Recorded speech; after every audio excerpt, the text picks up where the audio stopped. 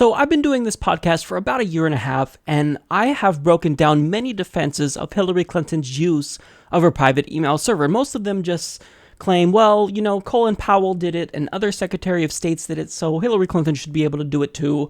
Or they just, they boil down to hacky partisan defenses. But in one op-ed published in Time magazine, it was a defense that was so bad that it's literally indistinguishable from satire. I'm not joking. So it reads, I am mad. I am mad because I am scared. Oh boy. And if you are a woman, you should be too. Emailgate is a bitch hunt, but the target is not Hillary Clinton. It's us, and by us she means women. The only reason the whole email flap has legs is because the candidate is female. Can you imagine this happening to a man? Clinton is guilty of speaking while female, and Emailgate is just a reminder to us all that she has no business doing what she's doing and must be punished for the sake of all decent women everywhere. There is so much of that going around. Donald Trump, Rudy Giuliani, Chris Christie, Newt Gingrich, Rush Limbaugh, and their many conservative friends are not remotely Clinton's moral superiors.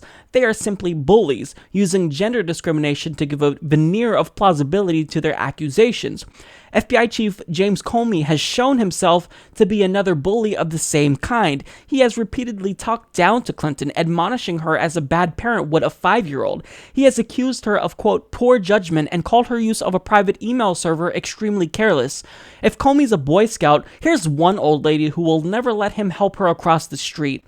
If the candidate were male, there would be no scolding and no scandal. Those very ideas would be absurd. Men have a nearly absolute right to freedom of speech. In theory, so do women, but that, as creationists like to say, is only a theory. It's not about emails, it's about public communication by a woman in general.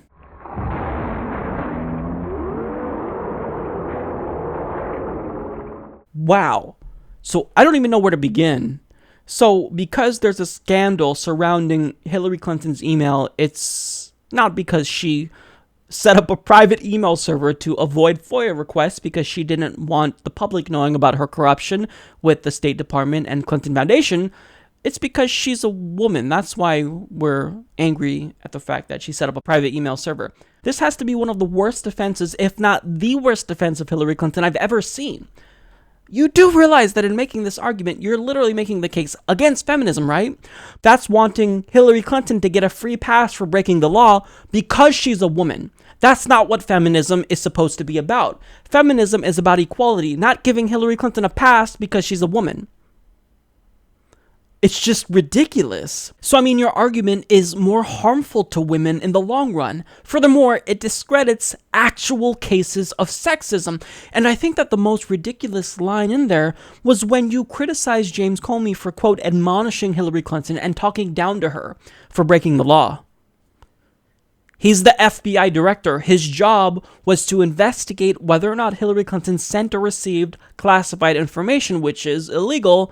And yes, he found out that she was, but he decided to give her a free pass. But yet you still weren't happy enough. Was he supposed to praise her for breaking the law? You should be happy that he did not recommend that the Department of Justice indict her, because he literally created a new standard for Hillary Clinton by not recommending that she's indicted. And he even admitted to this by saying, typically when people do what Hillary Clinton did, they are subject to administrative sanctions, but that's not what we're choosing to do today. To be clear, this is not to suggest that in similar circumstances, a person who engaged in this activity would face no consequences. To the contrary, those individuals are often subject to security or administrative sanctions, but that's not what we're deciding now. What was he supposed to do when she broke the law? I don't understand what your end game is. Are we supposed to give Hillary Clinton a free pass for any and everything just because she's a woman? Look, these are the facts. She literally sent and received top secret classified documents from her private email server, which she did not have authorization to use. Furthermore, peasants like Brian Nishamira were actually prosecuted for doing less than what she did. So you should be relieved that he only admonished her and be thankful that she wasn't indicted. Otherwise, she wouldn't even be the Democratic nominee. It would be Bernie Sanders. And then you said if the candidate were male, there'd be no scandal. So let me address this. I can kind of sympathize with what you're saying with that argument specifically, because when it does come to emails, yes, it is true that George W. Bush also, quote, lost emails that were set up on his private server, but here's what I say to that. I don't care if you're a man or woman. That's also still a scandal. Indict and potentially prosecute him as well. And look, let's be honest, female politicians, yes, are still treated unfairly. Hillary Clinton is often critiqued, for example, for yelling when she speaks, which I think is unfair, because I would rather focus on the substance of what she's saying rather than how she's saying it. But here's what you're missing. It's not so much about male-female as it is about rich and poor.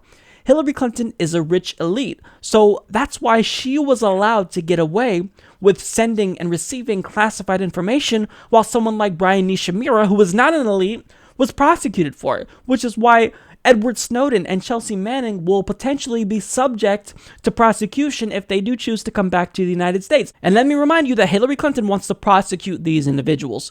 So you're right, there is a double standard. We allow the rich elites to do whatever they want, while the poor are punished when they break the law. Now, in anticipating your response, you'll probably contend that because I'm a man who's criticizing your argument, I'm criticizing the way you speak and your method of communication, therefore I'm sexist as well. Well, I'll just preemptively respond by saying, actually, two can play that game. I'm gay, so if you criticize my criticism of your defense of Hillary Clinton, then you're homophobic. Why do you hate gay people? Because historically, gay people have been repressed around the world and around the globe. So if you criticize me, then you're homophobic. You hate gay people. You're a gay basher. Sounds kind of ridiculous, right? It's because that argument is ridiculous, and it illustrates how ridiculous your argument is as well. Here's the thing. Hillary Clinton is corrupt. She did favors for the Clinton Foundation donors while she was Secretary of State. Her campaign colluded with the FBI and Department of Justice when they were supposed to be investigating her. She's proven that she can be bought off. She changed her position on single-payer healthcare when she took money from the health insurance industry, and she voted for the Iraq War, which led to deaths of innocent civilians. She voted for the Patriot Act, which led to the erosion of our Fourth Amendment, and she cheated during the primary and immediately hired the person that rigged the primary against Bernie Sanders, Debbie Wasserman Schultz. These are just some of the reasons why people don't like Hillary Clinton, but I can assure you of this. If Hillary Clinton were a man, I'd be just as outraged. But you see, I'm actually objective. I could put identity politics aside and actually judge a candidate for the substance of what they are and who they represent, not based on their gender or their skin color or their sexual orientation.